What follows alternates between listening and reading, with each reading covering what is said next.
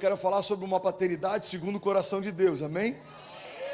Porque o modelo de Deus de paternidade fala a respeito de encorajamento, o modelo de Deus de paternidade fala a respeito de proteção, de provisão. Olha que interessante, a Bíblia diz que quando Moisés recebe de Deus uma missão, Moisés olha para ele, olha para a missão e fala: Deus, mas quem sou eu? A resposta de Deus para ele é: eu estarei com você. A paternidade no modelo de Deus sabe que você não tem tudo que você precisa. Irmão, eu quero pregar essa noite, pega essa chave. Você não tem tudo que você precisa, mas o fato do pai estar com você já é tudo que você precisa. Então, às vezes o filho olha para si e fala: eu não tenho o que eu preciso para chegar lá. Mas a chave não é o que você já tem, é o que o pai tem para te dar. Deus, quem sou eu para libertar o povo, para afrontar Faraó, para passar pelo mar? Deus fala para ele: filho, eu sou com você. O salmista em outro momento fala: mesmo que eu ande por um vale de sombra e morte, mal nenhum eu temerei, porque tu estás comigo. A chave da paternidade, segundo o coração de Deus, é o fato de Deus, como um bom pai, nunca deixar o seu filho desamparado. Aí talvez alguns vão dizer: pastor, mas na minha história não é bem assim que funcionou, porque no ano passado eu enfrentei a maior crise da minha história.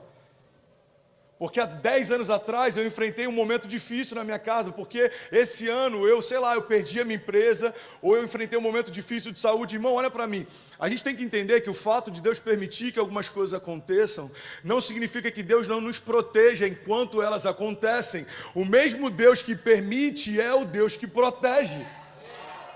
Deus permitiu a fornalha, mas protegeu na fornalha, inclusive dançou com eles lá dentro. Deus permitiu a tempestade, mas protegeu na tempestade. Deus permitiu o gigante, mas protegeu do gigante. Deus permitiu tudo que os heróis da fé enfrentaram, mas protegeu cada um deles. Então eu tenho que entender que a paternidade de Deus não significa um Deus que me livra o tempo inteiro, mas um Deus que me protege o tempo inteiro. Você está comigo? O problema é que às vezes a gente está com uma paternidade deformada e a gente acha que um bom pai me livra do processo. Se o teu pai te livra do processo, o teu pai está te poupando da promessa, porque por mais que meninos possam ouvir de Deus visões de futuro, Deus só faz acontecer quando a gente se torna homem. Deus não tem problema em compartilhar visões e sonhos com meninos. Compartilhou com José quando ele era novo. Compartilhou com inúmeros heróis da fé visões e sonhos. Mas por mais que Deus não tenha problema em compartilhar com você enquanto você é menino, Ele não vai fazer enquanto você não se torna homem. A Bíblia diz que Jesus, Ele crescia em sabedoria diante de Deus e do povo. João Batista crescia em sabedoria diante de Deus e do povo, até que chegou o dia em que Ele se revelou para Israel. Irmão, olha para mim, Jesus cresceu em secreto antes de se revelar em público. Cadê Jesus? Cadê Jesus? Mandaram matar todos os primogênitos, queriam pará-lo antes do ministério dele começar. Cadê Jesus, irmão? Está no deserto. Cadê Jesus? Está na sinagoga. Cadê Jesus? Ele está aprendendo. Até que chega um dia que Jesus se levanta. Porque antes da gente começar a liberar em público, a gente precisa gerar em secreto. Então a paternidade, segundo o coração de Deus, ela prepara antes do envio, ela prepara antes da promessa. Por quê, irmão? Porque se Deus não nos preparar antes de receber, aquilo que Ele vai dar para a gente vai se tornar o nosso tropeço. Irmão, olha o que a Bíblia diz: não se coloca vinho novo sobre odre velha. A gente pode achar que isso é um castigo de Deus, mas isso é uma proteção de Deus. Porque o vinho novo, quando era colocado numa odre velha, a odre velha não suportava o poder do vinho novo. Então, se você coloca um vinho novo numa odre velha, ela se rompe e se perde a odre e o vinho. Olha para mim, irmão, vocês estão comigo? Então Deus está dizendo: eu estou te poupando porque eu te amo. Eu estou te poupando por zelo, não porque eu não quero dar, porque isso não é bom para você agora. Então renova a tua odre e eu derramo o meu vinho. Essa é a paternidade no padrão de Deus. Não é um pai que dá tudo na hora que a gente quer, é um pai que dá na hora que a gente está pronto para receber. Então o que a gente tem que entender É que Deus sempre está pronto para dar. Talvez o que está faltando em mim é estar pronto para receber o que Ele sempre quis me dar. Você acha que eu não queria poder ter a oportunidade de plantar uma igreja no início da minha conversão? A pergunta é, eu estava pronto para isso? Você acha que eu gostaria de ter a oportunidade de pregar para príncipes da minha geração? A pergunta é, eu estou pronto para isso?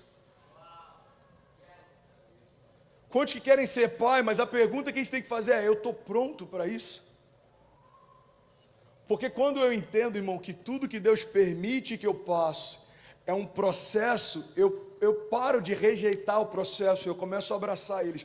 Os processos não são o seu problema, os processos são uma ponte que Deus constrói para te levar para as promessas. O processo separa meninos de homens. Você está comigo? Diga amém. Processo, irmão, processo é libertador, processo ativa dons e chamados, processo forja caráter, processo nos ensina sobre resiliência. Resiliência foi uma palavra de ordem no ano passado. Resiliência nada mais é do que a capacidade de levantar depois que caiu.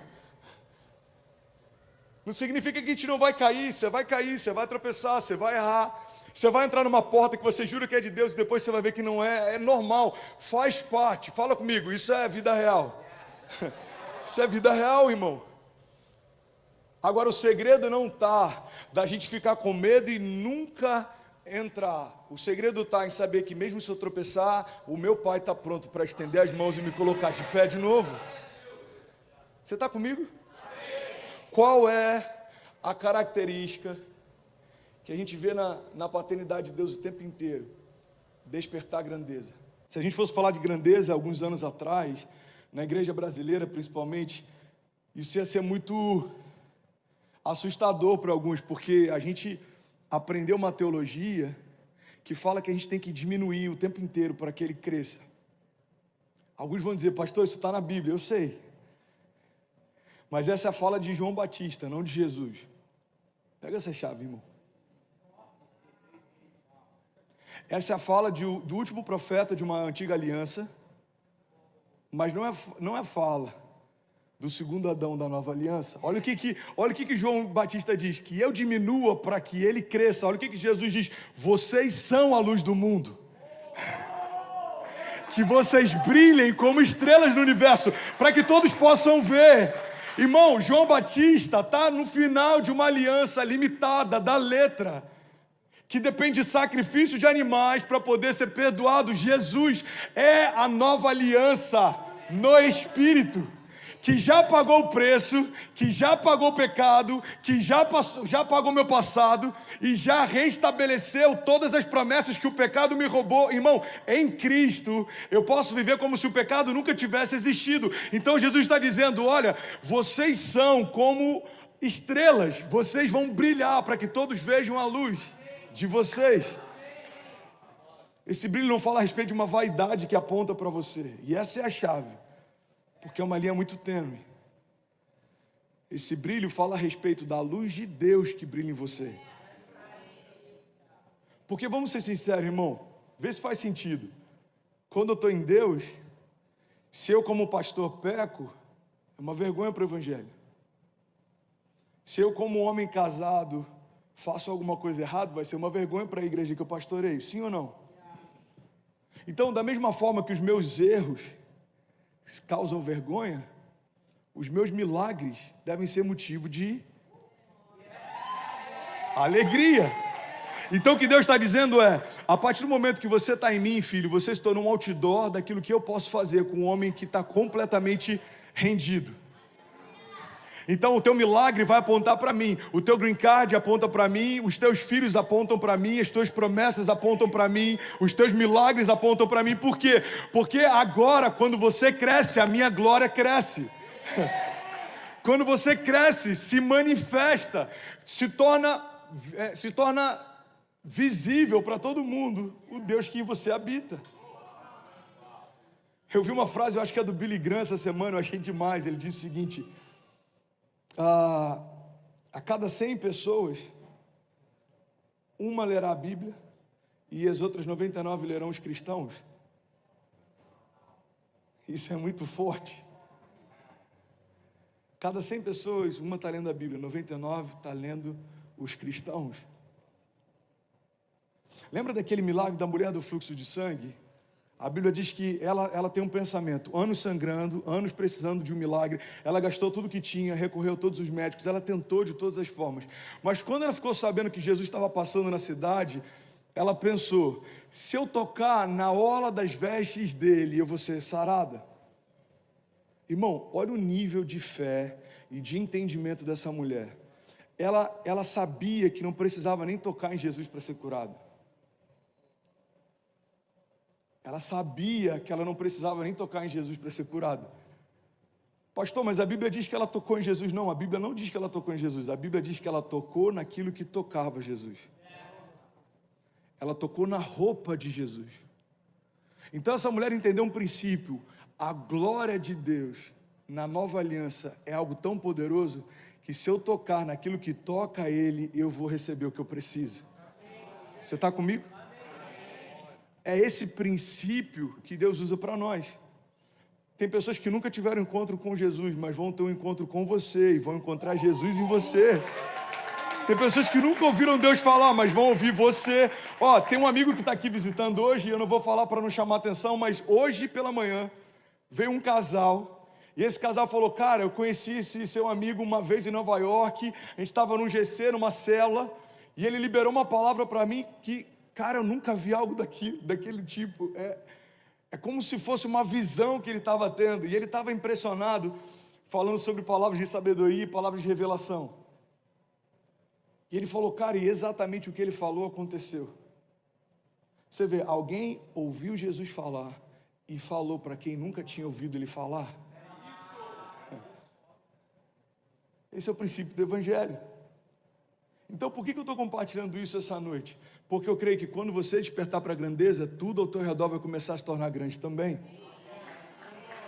Tua família vai começar a sonhar com grandeza também. Irmão, grandeza, entende isso? Grandeza não é algo que se constrói em dias, ok? Eu lembro de uma frase do Irving McManus, alguns anos atrás, ele falou, a fama se constrói em dias, a grandeza é o trabalho de uma vida inteira. Grandeza tem a ver com você construir legado. Grandeza tem a ver com você construir uma vida que vale a pena ser compartilhado. Irmão, é construir algo que vale a pena ser lembrado, mesmo depois de você não estar mais aqui. Billy Graham construiu grandeza.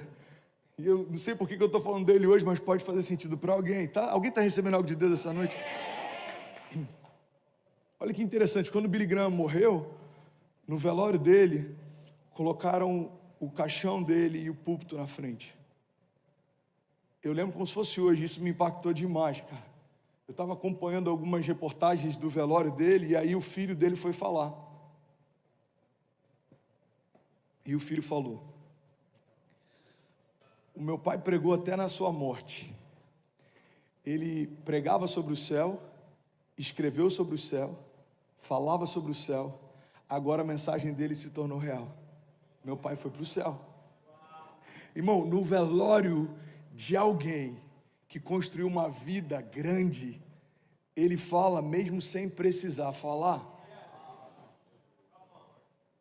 Você está comigo? Cara, está diferente aqui hoje, amém? Ele fala até sem precisar falar. O que é isso? É legado, fala comigo, legado.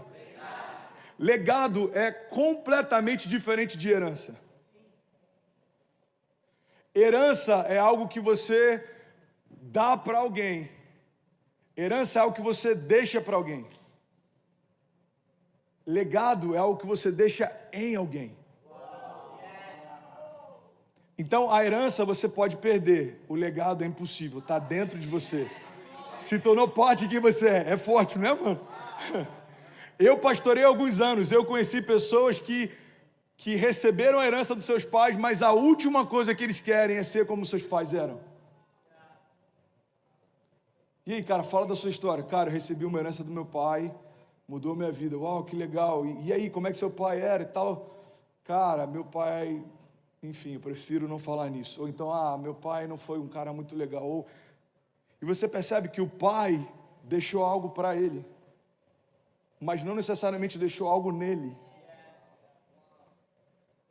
Herança qualquer um que trabalha bastante pode deixar para alguém. Legado, você precisa de grandeza para compartilhar. Ninguém pode dar o que não tem. Irmão, pega essa chave. Ninguém pode dar o que não tem. Ninguém pode dar o que não tem. Então, como eu vou compartilhar grandeza com meu filho se não existe grandeza na minha história? Eu falei sobre isso, acho que semana passada, semana retrasada, sobre a responsabilidade que nós temos de gerar nos nossos filhos aquilo que Deus está gerando em nós. Porque o que a gente vê é o seguinte, principalmente na América, tem pais que vêm para cá e falam, meu filho tem 17 anos, ele não quer ir para a igreja, me ajuda a tornar meu filho apaixonado. Eu não consigo tornar o teu filho apaixonado em 6 meses, se ele, 17 anos com você, não conseguiu ver isso em você. Não transfere para mim uma responsabilidade que é sua. Então, você não quer vir, não quer se envolver, não quer participar, você não quer viver por isso. E agora, quando o seu filho está um pouco maior, você quer que ele deseje viver por algo que ele nunca viu ninguém desejando. Eu falei sobre isso 2 semanas atrás, o Lê veio falar comigo ali na sala, ele falou, cara, você acabou comigo, mano, hoje, com a pregação, porque eu lembrei da minha infância. Acabou a pregação, ele falou, eu precisei ligar para os meus pais e agradecer. Eu falei, obrigado, eu sou apaixonado pela igreja hoje, porque vocês são apaixonados pela igreja. Uma palavra trouxe clareza para ele. Eu acho que talvez até aquele momento ele nem tinha se ligado que toda essa paixão que ele tem não surgiu do nada, ela foi transferida, isso se chama legado. Ele falou, mano, os meus pais andavam com a gente 45 minutos a pé para ir para a igreja. Ida, não, já está acabando, deixa eu pregar mais um pouco. Alguém me dá mais 5 minutos para pregar? Alguém me dá mais 5 minutos? Amém. Então segura um pouquinho, entra daqui a 3 minutos, só para parecer que está acabando. Jesus. Eu nem consegui entrar na pregação ainda. Dá para a gente fazer uma série sobre isso. Eu tentei hoje de manhã, não consegui, estou tentando hoje à noite, não consegui. Tem alguns tópicos que a gente vai deixar para a semana que vem, quem sabe. E aí ele falou, a gente andava 45 minutos a pé para ir para a igreja e 45 minutos a pé para voltar da igreja. E aí quando meu pai conseguia carona, ele mandava eu e meu irmão na frente e ele voltava de carro. Perdão. Ele mandava eu e meu irmão de carro e ele voltava a pé. Então entende isso, uma criança está vendo paixão nos pais e ele não vai precisar fazer esforço para ser apaixonado. Por quê? Porque isso passou a ser quem ele é. Então eu creio, irmão, eu posso errar de várias formas, mas uma coisa que nunca vai faltar para minha filha é referência de que o pai dela era apaixonado por Jesus. O vídeo dela, o que me quebrou, eu comecei a ver hoje de manhã, em casa, tomando café, eu parei, eu falei, não, deixa que eu vou terminar de ver na igreja. Uma frase dela, para mim, deu uma sensação do tipo, cara, vale a pena, a gente está indo bem. Ela falou, meu pai é um pastor grande. Olha que louco isso, eu não tinha nem ideia, irmão, e eu estava pregando sobre paternidade que desperta a grandeza. Ela falou, e ele está mudando o mundo. O que uma criança que vê no seu pai alguém que está mudando o mundo vai querer ser quando crescer? Faz sentido? Então quando o mundo tentar falar para ela, você tem que ser igual, ela vai falar, não dá, eu nasci para mudar o mundo, não para me conformar com ele. Irmão, isso é Romanos, transformai-vos, pois, pela renovação do vosso entendimento, para que então possam experimentar qual é a boa, agradável e perfeita vontade de Deus. Alguém que foi gerada por um pai que está transformando o mundo não vai querer nadar na mesma corrente que o mundo inteiro está nadando. Eu fui gerada para colocar o mundo de cabeça para cima. Eu fui gerada para fazer história. Pastor, você não acha que isso é um pouco de, sei lá, de prepotência? Não, eu acho que é um desperdício se você viver qualquer coisa longe disso. Sendo príncipe, sendo filho do Deus vivo, carregando dentro de si o mesmo poder que ressuscitou Jesus dentre os mortos, e achar que você foi gerado por Deus para pagar contas, comprar coisas e viver uma vida normal. Não, você não foi gerado por Deus para viver uma vida normal, porque uma vida normal, pessoas normais vivem. Você foi gerado por Deus para viver uma história sobrenatural, porque isso só os filhos de Deus podem. Somos pessoas ordinárias, mas servimos a um Deus extraordinário. Não dá para ser diferente disso. Por quê? Porque Deus colocou grandeza em mim. Deus decidiu habitar. Irmão, deixa eu falar uma coisa. Se existe alguma resistência no que eu estou pregando na mente de alguém aqui, ou alguém que está online, já somos 8.000 pessoas conectadas. Suécia, Austrália, Bolívia, Alemanha conectadas também. Japão, Angola, Argentina, Moçambique, Brasil, Portugal, Estados Unidos. Deixa eu te falar uma coisa. Talvez alguém ainda pode ter uma resistência do tipo: pastor, eu ainda não estou convencido de que eu preciso ter uma vida de grandeza. Então deixa eu só lembrar da matéria-prima que foi colocada em você. Mesmo que você não queira, o Deus que decidiu habitar em você, Ele é grande. É como um tesouro colocado em vaso de barro. Isso é quem nós somos. O vaso é de barro. É simples, é frágil, é limitado, mas tem um tesouro colocado dentro dele. Esses dias acharam um diamante, é o terceiro maior do mundo, se eu não me engano. Essa semana passada eu vi a matéria. E sabe o que é interessante? Se eu pegar o cofrinho da Ceci e colocar esse diamante lá dentro, não vai diminuir o valor do diamante por conta do lugar que ele foi depositado.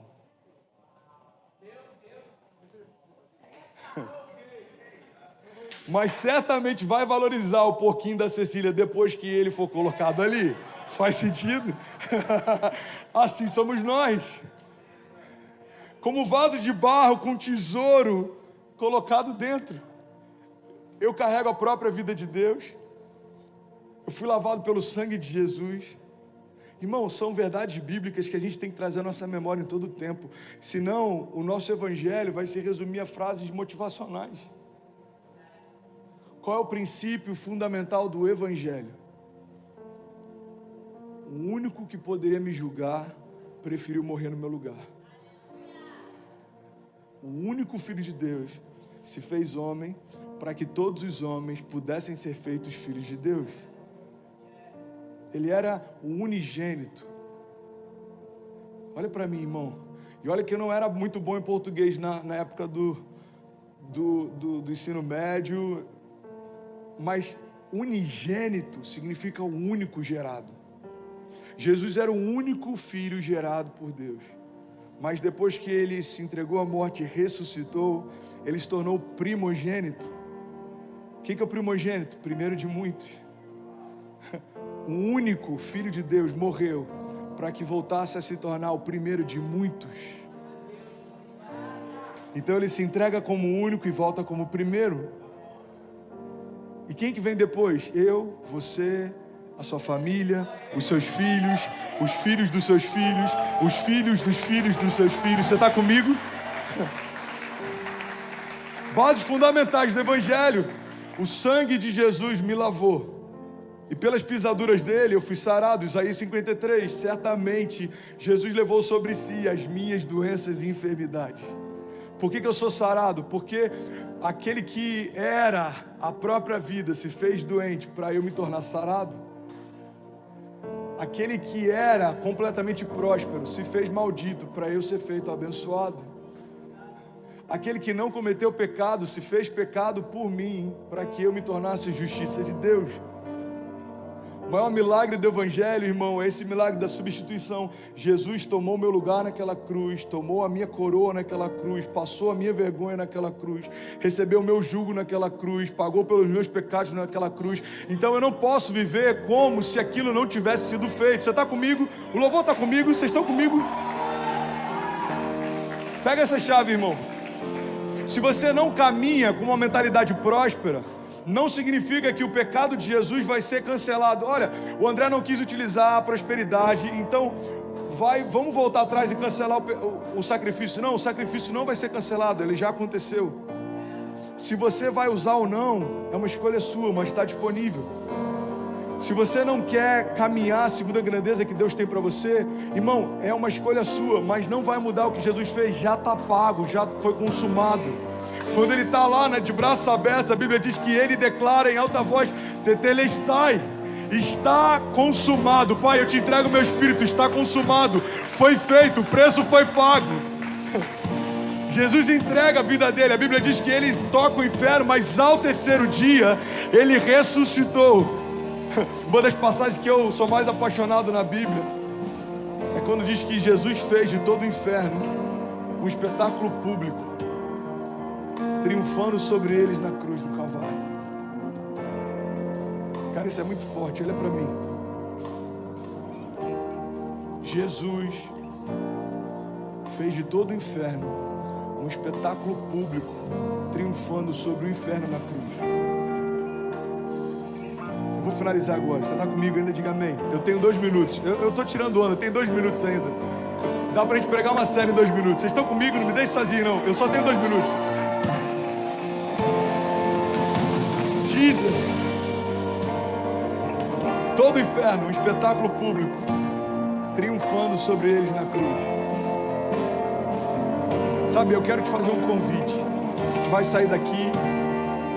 Você nunca mais vai olhar para você segundo quem você é. Você vai começar a olhar para você segundo o teu pai diz que você é. Amém? Então, se o cansaço disser para, você vai ouvir Deus dizendo para você: continua, eu sou contigo. Se o medo disser para, você vai ouvir Deus falando com você: podem 1000 cair ao teu lado, filho, 10.000 à tua direita, você não vai ser atingido. Se vier uma crise financeira, você vai lembrar, Filipenses 4,19: o meu Deus suprirá todas as minhas necessidades segundo as suas riquezas em glória. Irmão, se vier qualquer condenação, você vai lembrar: eu sou santo, inculpável, livre de qualquer condenação. Se o pecado tentar falar para você quem você é, você vai poder falar: ei, não me procura no meu passado, eu não estou mais lá, Jesus mudou a minha história. Você está comigo? Então viver uma vida de grandeza, viver uma vida de grandeza é caminhar segundo a altura da identidade que eu tenho.